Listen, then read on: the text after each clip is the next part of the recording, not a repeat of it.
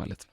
ያው እንደሚታወቀው ቁጥር 1 ከጥቁሮች አንደኛ ሼፍ አንተ ነህ። የምን ጥቁር ሼፍ ነው ቁጥር 1 ሼፍ በጠቅላላው? ምንድነው? ግን እኔ ያው ማወቅ የፈለኩት አንተስ የምታደንቀው ምግብ አብሳይ አለ ወይ? There's many. You can learn from so many people. እጅግ ብዙ ነው። በጣም ብዙ አሉ። ከብዙዎቹ ሰዎች መማር ትችላለህ። ለምሳሌ ኢትዮጵያ ውስጥ ከባለቤቴ ጋር ወደ ጉራጌ ሀገር ስንሄድ ስለ ክትፎ ተምሬያለሁ።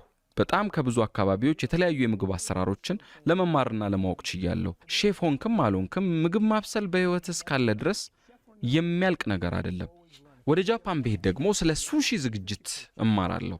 እንደ ሼፍ በአንዱ ትከሻ ነገሮችን ለመለማመድ ለመማር የሚያስችል ጥንካሬ፣ በሌላው ትከሻ ደግሞ የተማርከውን ተግባራዊ ለማድረግ የሚያስችል ጉልበትና እልህ ያስፈልጋል።